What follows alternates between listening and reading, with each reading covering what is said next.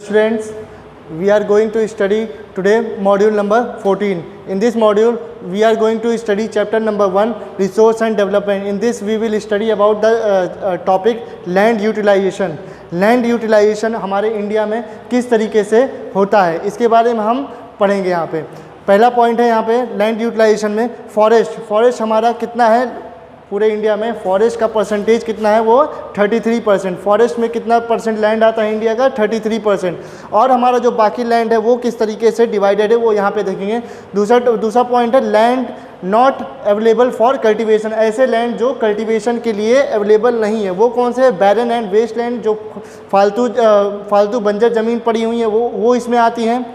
दूसरा road, building etcetera, ये सब क्या आते हैं, ये सब किस चीज़ के अंदर आते हैं, land not available for cultivation. वहाँ पे हम क्या कर सकते हैं, एग्रीकल्चर कल्टीवेशन नहीं कर सकते हैं। तो तीसरा पॉइंट आता है अदर कल्टिवेटेड लैंड, ऐसे दूसरे लैंड जो कल्टीवेशन के लायक नहीं है। अनकल्टिवेटेड लैंड, जिस पे कोई कल्टीवेशन कोई क्रॉपिंग नहीं होती, कोई भी एग्रीकल्चर नहीं होता, उसमें क्या होता है ग्रेजिंग लैंड जहाँ पे हमारे मवेशी चरने के लिए जाते हैं, वैसे ज़मीन जो है वो भी क्या होते हैं, वो अनकल्टिवेटेड होते हैं और वेस्ट लैंड टाइप के होते हैं। दूसरा ट्री क्रॉप, जो हमारे किनारे किसी भी एरिया में किनारे अगर जो पेड़ लगे होते हैं उसको वो भी किसी कुछ ज़मीन हमारे इंडिया के उसमें इंक्लूड होते हैं, तो वो भी क्या होता है, ट्री क्रॉप्स के अंदर आता है। उसके बाद उसमें क्या आता है, तीसरे पॉइंट के अंदर क्या आता है, agricultural field left for 5 year. ऐसे एग्रीकल्चर फील्ड जहाँ पे पहले एग्रीकल्चर होता था लेकिन अब पिछले 5 सालों से उस पर एग्रीकल्चर नहीं होता, तो वो भी किस में आता है, वेस्ट लैंड के अंदर आता है, जो अनयूटिलाइज्ड लैंड है उसके अंदर आता है। ठीक है। चौथा पॉइंट है net sown area, cropped area, ऐसे एरिया जो क्या है कल्टीवेशन किए जाते हैं, जिनके ऊपर कल्टीवेशन किए जाते हैं, जिनके ऊपर क्रॉपिंग होती है, जहाँ पे हर साल 6 महीने में कोई ना कोई क्रॉप्स उपजाए जाते हैं। अब इसके बाद पॉइंट आता है हमारे पास लैंड यूज पैटर्न इंडिया। हमारे इंडिया में कौन से किन बेसिस के ऊपर लैंड यूज़ किए जाते हैं, उसके पैटर्न्स क्या है। तो पहला पैटर्न का पॉइंट होता है टोपोग्राफी किस बेसिस पे हम जो ज़मीन है उसको किस बेसिस पे हम उसको कैटेगराइज करते हैं, ज़मीन किस तरीके का है, मतलब कि पथरीला ज़मीन है या रेतीला ज़मीन है या समुद्र तटीय ज़मीन है। तो ये किसके ऊपर आता है, ये हमारा लैंड यूज़ पैटर्न किसके ऊपर डिपेंड करता है, टोपोग्राफी के ऊपर भी डिपेंड करता है।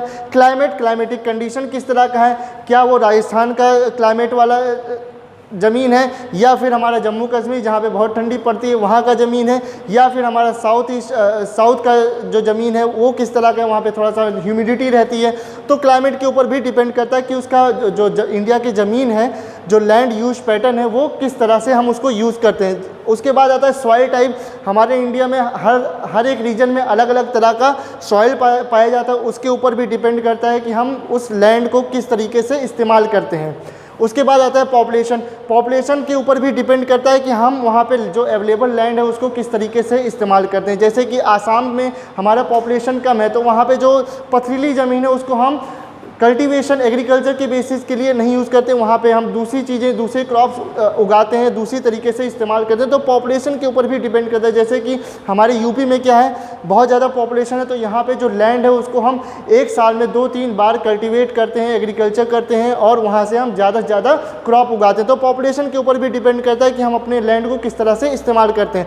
टेक्नोलॉजी किस तरह कौन सी हमारे पास अवेलेबल है, हम उसको किस तरह से इस्तेमाल करते हैं। कल्चर एंड ट्रेडिशन, हमारा ट्रेडिशन किस तरह से है, किसी भी फील्ड पे किसी भी ज़मीन, कोई खाली ज़मीन पड़ी है उसको किस तरीके से इस्तेमाल करना है, वो हमारे कल्चर और ट्रेडिशन से भी पता लगता है, उससे भी हम उस वेस्ट लैंड को हम इस्तेमाल कर सकते हैं। इसके बाद आता है हमारे पास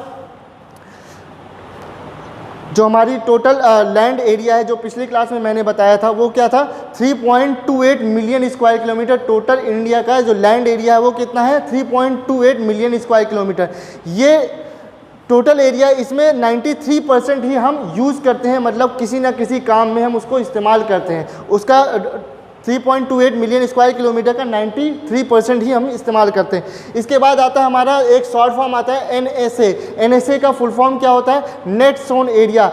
नेट सोन एरिया का मतलब हम कितनी ज़मीन पे एग्रीकल्चर करते हैं, कितनी ज़मीन पे क्रॉपिंग करते हैं, कितनी ज़मीन से हमको फसल मिलती है, वो कितना है 54%।